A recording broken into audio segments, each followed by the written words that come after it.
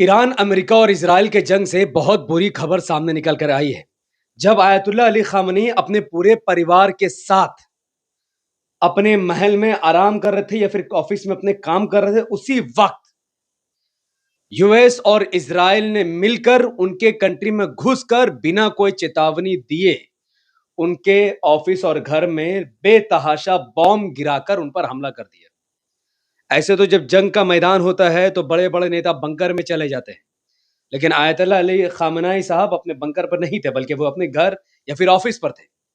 ये वीडियो खुद इजराइल और यूएसए ने सार्वजनिक तौर पर शाया करके दिखाया है कि ये घर ईरान के सुप्रीम नेता आयतुल्लाह अली खामनाई का है, जहां पर इजराइल और यूएस ने एक ऑपरेशन के तहत उनको बॉम्ब गिराकर उनको मार दिया। लेकिन यहां पर सिर्फ आयतुल्लाह अली खामनाई मारे नहीं गए हैं, बल्कि उनके परिवार के लोग मारे गए हैं। उनकी बीवी की भी निर्मम तरीके से हत्या हो गई है, उनकी बेटी भी मारी गई है, उनके दामाद और उनके बहू की भी इस हादसे का वो शिकार हुए और आयतुल्लाह अली खामने का लगभग पूरा परिवार इस जंग में तबाह वह बर्बाद हो गया है। और इस जंग का नाम ऑपरेशन एपिक फ्यूरी दिया गया है।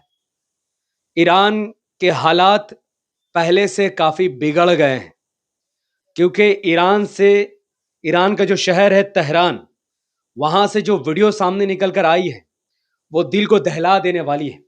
एक पल में देखने में ऐसा लगता है कि ये गाजा या फलस्तीन है, लेकिन हकीकत में ये ईरान का शहर तेहरान है, जहां पर यूएस और इजराइल मिलकर एयर स्ट्राइक कर रहा है, सुबह में भी, दिन में भी, रात में भी, और जब अफ्तारी के वक्त होता है उस वक्त भी, और सहरी के वक्त भी। इनका कोई टाइम ठिकाना नहीं है।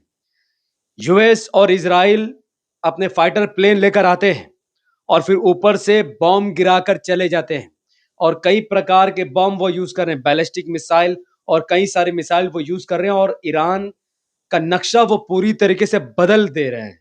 क्योंकि इस्फहान से भी कुछ ऐसी तस्वीरें सामने निकल कर आई हैं। ईरान के और शहरों से भयावह वीडियो सामने आए हैं, जो दिखाता है कि ये जंग किस लेवल पर बढ़ चुका है। और अभी के हालिया स्टेटमेंट से यह बात सिद्ध होता है कि कुरान की बात हक थी, सही है और सही रहेगी। यूएसए के प्राइम मिनिस्टर डोनाल्ड ट्रंप ने अभी एक वीडियो सार्वजनिक तौर पर जाहिर किया। उन्होंने कहा कि हम शांति लाने वाले हैं, शांति की बात करने वाले हैं। हमने अच्छे पर्पस के लिए, यानी दुनिया में अमन और सुकून के लिए हमने इजराइल पर हमला किया, और तब तक करते रहेंगे जब तक पीस, सुकून, अमन और चैन दुनिया में नहीं आ जाता। दुनिया की भलाई के लिए हमने ये हमला किया, और हमने ये हमला पहले हमने नहीं किया है, लेकिन अंत हम करेंगे। कितना बड़ा झूठा मक्कार इंसान है। और ये पीस की बात कर रहा है, और ये एक यहूदी है, नसरानी भी है, और कुरान 1400 साल पहले इनके बारे में बता चुका है। सूरह बकरा सूरह नंबर 2 आयत नंबर 11 और 12 में अल्लाह सुब्हानहू व तआला ने ऐसे यहूदियों के बारे में फरमाया था, अऊज़ु बिल्लाहि मिनश शैतानिर रजीम, बिस्मिल्लाहिर रहमानिर रहीम, व इज़ा क़ीला लहुम ला तुफ़सिदू फ़िल अर्ज़ क़ालू इन्नमा नहनु मुस्लिहून, कि जब कभी उनसे कहा गया कि धरती में बिगाड़ न पैदा करो, तो उन्होंने यही कहा कि हम तो सुधार करने वाले हैं। अला इन्नहुम हुमुल मुफ़सिदून वलाकिन ला यशऊरून, खबरदार, हकीकत में यही लोग बिगाड़ पैदा करने वाले हैं, मगर इन्हें शऊर नहीं है। तो कुरान, जो दुनिया का जितने भी सारे मजहब है, उनका आखिरी किताब है कुरान। और 1400 साल पहले यहूद और नसारा के बारे में बताया गया कि ये लोग फसाद फैलाने वाले हैं, ये लोग बिगाड़ पैदा करने वाले हैं, ये लोग पीस करने वाले नहीं हैं, ये लोग शांति कायम करने वाले नहीं हैं। और डोनाल्ड ट्रंप, उनके मंत्री और खुद बेंजामिन नेतन्याहू इस बात का सबूत है कि जब उन्होंने ईरान पर हमला किया, और ईरान पर हमला करने का इनके पास कोई रीजन नहीं है। अगर ये कह रहे हैं कि ईरान न्यूक्लियर मिसाइल बना रहा है इसलिए हम हमला कर रहे हैं, तो ये अपने आप में हंसने वाली बात है। क्योंकि इस वक्त पूरी दुनिया में जो कटा हुआ एक देश है नॉर्थ कोरिया, उसने भी मिसाइल बना के रखा है, आप उस पर तो हमला नहीं कर रहे हैं। पाकिस्तान के पास पहले से न्यूक्लियर मिसाइल है, आप उसका पर हमला नहीं कर रहे हैं। और वैसे भी ईरान अगर न्यूक्लियर मिसाइल बना लेता अकॉर्डिंग टू ट्रंप, तो क्या वो अमेरिका पर हमला कर देता? पेंटागन की ऑफिशियल रिपोर्ट सामने आ गई है और उन्होंने सार्वजनिक मंच पर कहा है कि हमारे पास पूरे सबूत है कि ईरान अमेरिका पर आने वाले कोई भी वक्त में किसी भी तरीके का हमला नहीं करने वाला था। ईरान की अमेरिका से कोई भी लड़ाई मौजूद नहीं थी। और जहां तक इजराइल की बात है, तो इजराइल लगभग 70 सालों से फलस्तीन पर जुल्म कर रहा है। ईरान ने खुलकर कभी इजराइल से जंग नहीं किया है। इवन जब हमास ने ईरान के कहने पर इजराइल पर हमला किया, तब भी ईरान खुलकर इजराइल के खिलाफ खड़ा नहीं था। यानी खुलकर वो इजराइल के साथ जंग में नहीं था, खिलाफ था पर जंग में नहीं था। इजराइल पर ईरान ने तब हमले किए, 5,000 मिसाइल छोड़े, जब ईरान पर इजराइल ने हमला किया।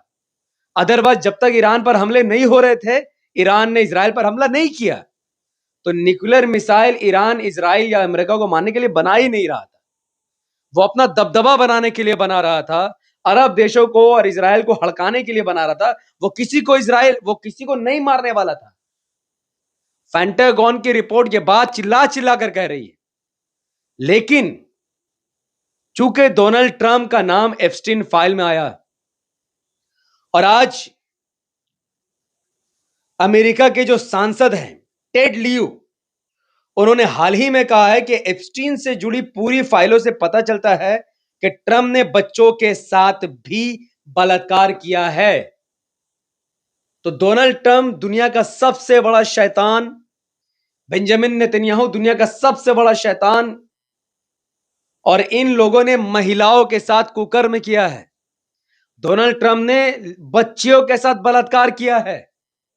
एप्स्टीन फाइल को छुपाने के लिए, अपनी इमेज को बदलने के लिए डोनाल्ड ट्रंप ने पहले वेनेजुएला और अब ईरान पर हमला किया है, क्योंकि ईरान का अमेरिका से कोई लेना देना नहीं और ईरान से इजराइल को कोई खतरा था ही नहीं।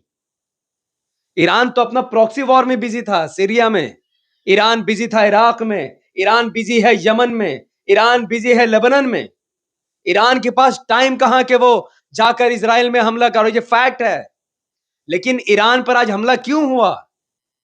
क्योंकि बेंजामिन नेतन्याहू को जेल जाने से बचना है। उस पर करप्शन के चार्जेस चल रहे हैं। जिस दिन अब क्योंकि लगभग गाजा का इसने सफाया कर दिया है, अगर गाजा का मामला खत्म हो जाएगा तो बेंजामिन नेतन्याहू जेल चला जाएगा। खुद को जेल से बचाने के लिए इस वक्त कोई ऐसा कंट्री नहीं है जिस पर इजराइल हमला करे, सिवाय ईरान के, क्योंकि ईरान न्यूक्लियर मिसाइल पर काम कर रहा था। तो इजराइल ने, बेंजामिन नेतन्याहू ने अपने आप को बचाने के लिए पूरे कंट्री को झोंक दिया जंग में और जबरदस्ती उसने हमला कर दिया। तो बेंजामिन नेतन्याहू इजराइल का पीएम और अमेरिका का पीएम डोनाल्ड ट्रंप, दोनों का फायदा था ईरान पर हमला करने से। ना इसमें अमेरिका का फायदा ना इजराइल का फायदा, दोनों का फायदा है। एक तरफ ईरान पर हमला करने से बेंजामिन नेतन्याहू के लिए जंग और आगे बढ़ जाता। 10-15 साल की इसकी जिंदगी है, जंग में बीत जाएगा तो ये आराम से मरेगा, जेल जाने से बच जाएगा। और डोनाल्ड ट्रंप को इसलिए फायदा हुआ ताकि मुद्दा भटक जाए, पूरी दुनिया एप्स्टीन फाइल पर बात ना करे, पूरी दुनिया इस बलात्कारी की बात ना करे, वो यहूदी जो एप्स्टीन आइलैंड में लड़कियों के साथ कुकर्म कर रहा था उसकी बात ना करे। इसलिए इन्होंने ईरान पर हमला कर दिया। इसके अलावा इनके पास कोई ऐसा रीजन बाकी नहीं है। तो कुरान 1400 साल पहले भी कहता था कि असल में यही लोग फसाद फैलाने वाले हैं। जो लोग आज कह रहे हैं कि हम अमन और सलामती कायम करने वाले लोग हैं, ये लोग अमन और सलामती कायम नहीं कर सकते हैं। ये लोग फसाद फैलाएंगे। और कान खोलकर सुनो भारतीय मुसलमानों, हम ईरान के साथ आयतुल्लाह खुमैनी साहब के इस वक्त साथ खड़े हैं, क्योंकि वो इजराइल के खिलाफ मोर्चा खोले हुए। लेकिन आज पूरी दुनिया, इवन गोदी मीडिया भी तुमको मजबूर करेगी कि तुम ईरान के साथ हो जाओ और अरब देश के खिलाफ हो जाओ, जबकि तुम्हें ईरान और अरब देश के को इत्तेहाद में लाना है और इजराइल और अमेरिका के साथ खड़ा होना है। तो आज तुम्हें अपने अकल को खोलना पड़ेगा। आज इजराइल और अमेरिका चाहता है कि ईरान और अरब देश आपस में लड़े और ये लोग बैठकर गुड़ खाए।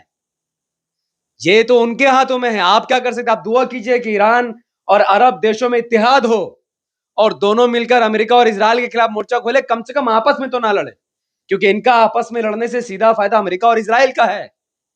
गोदी मीडिया बता रही है कि नहीं, फोन करने की वजह से सऊदी ने फोन किया इसीलिए ट्रंप ने मार दिया बम। अरे बेवकूफ, अगर सऊदी के अंदर इतना ही दम था तो फोन करके गाजा में युद्ध क्यों नहीं रुकवा दिया?